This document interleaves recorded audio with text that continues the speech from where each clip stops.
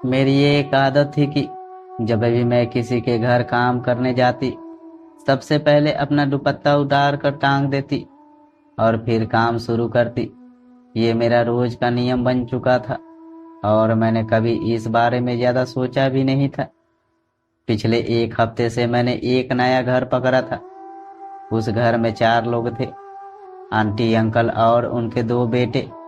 वे लोग मुझे देर से बुलाते थे और काम भी ज्यादा नहीं होता था, इसलिए मैं अन्य सभी जगहों से अपना काम निपटाकर सबसे आखिर में उनके घर जाती थी।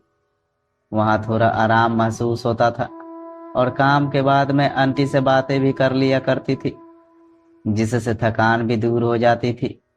आज भी मैं रोज की तरह मन से फर्श पर पोछा लगा रही थी और पास में बैठी आंटी से भी बातें कर रही थी।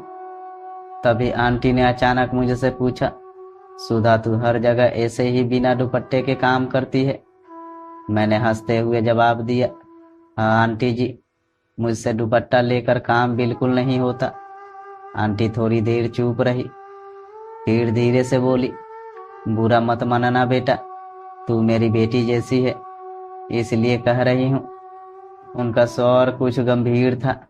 फिर उन्होंने मेरी ओर इशारा करते हुए कहा, जरा भी अपने कुर्ते के गले की ओर देख। मैंने जब अपने कुर्ते की तरफ देखा तो थोड़ी खिसियाहट महसूस हुई। कुर्ते का गला काफी बड़ा था, जिससे मेरे शरीर का ऊपरी हिस्सा साफ दिख रहा था। यहाँ तक कि मेरी समीज का हिस्सा भी थोड़ा दिख रहा था। आंटी ने गंभीरता से कहा, देखा, मैं औरत होकर भी बार बार तेरी ओर देखती हूँ तो सोच, अगर गलती से मर्दों की नजर इस पर पड़ जाए तो वे क्या करेंगे? फिर तू लोग ही कहोगे कि फलना आदमी बहुत खराब है, काम वालियों को घूरते रहते हैं। लेकिन जब सामने कुछ दिख रहा हो तो किसी की भी नजर पड़ रही जाती है। अब कोई आदमी आंख बंद करके तो नहीं चल सकता ना।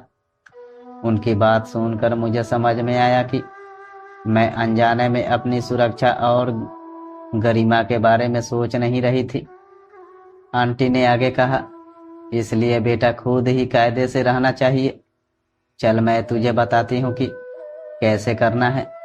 उन्होंने बड़े प्रेम से अपनी साड़ी का पल्लू पकड़कर दिखाया कि कैसे शरीर को ढका जा सकता है।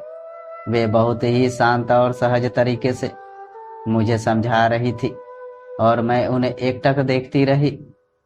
उनकी बातों में मुझे मेरी माई की झलक दिख रही थी, जो मुझे बचपन में इस तरह की बातें सिखाती थी। लेकिन वो भी बहुत पहले इस दुनिया से चली गई थी, जब मैं महज 8-9 साल की थी। आंटी की बातों ने मुझे भावुक कर दिया। वे मेरी तरफ देखकर बोली, ऐसा क्या देख रही है तू? मेरा गला भर आया और मैंने नम आंखों से जवाब दिया, आप बिल्कुल सही कह रही हैं, लेकिन आज तक किसी ने मुझे इस बारे में कुछ नहीं कहा, न ही कुछ बताया। शायद इसलिए मैंने इस ओर कभी ध्यान ही नहीं दिया। आंटी की सीख ने मुझे बहुत कुछ सिखा दिया था।